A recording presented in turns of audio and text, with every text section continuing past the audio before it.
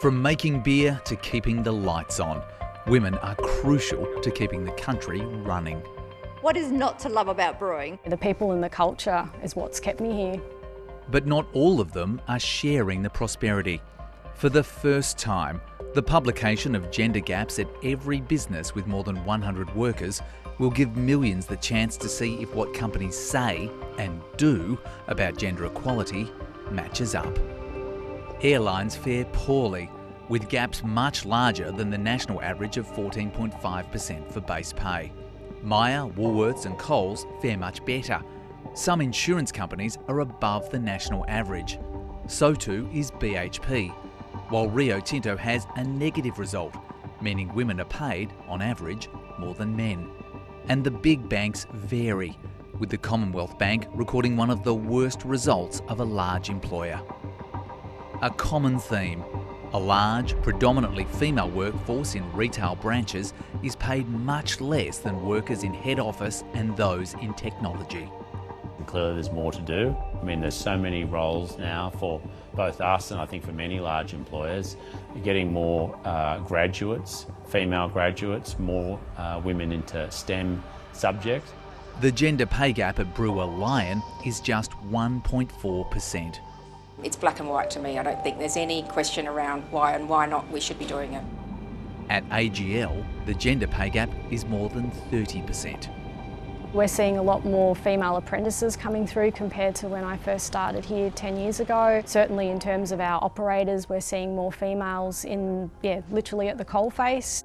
Some popular brands like City Chic, Valley Girl, Forever New, Sea Folly and Lorna Jane sell almost exclusively to women, yet have extremely high gender gaps.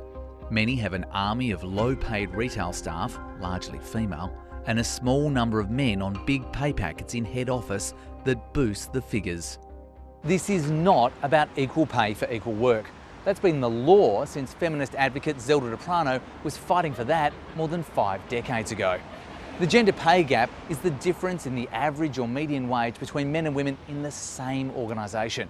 And it comes about through things like women taking more leave for caring and historic barriers to higher wages and financial security.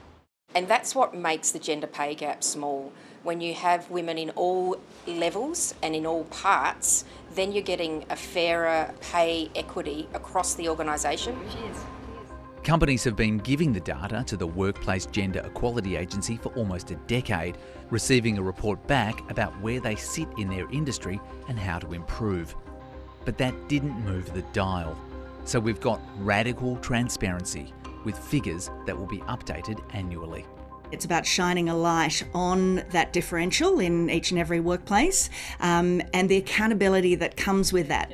Economist Sylvia Salazar says pay audits like this one, increasing the number of women in senior positions, and policies around flexibility all help to decrease the gap.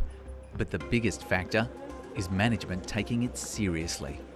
If there is a mandatory reporting to the boards, the gender pay gap will see a decline in those places. Publishing the results will lead to uncomfortable conversations in boardrooms and break rooms around the nation, which brewer Celsa Wilton thinks is a good thing. Not just because we've got a box to tick or a quota to meet, but because the way, you want that diversity in thinking. We've got a long way to go.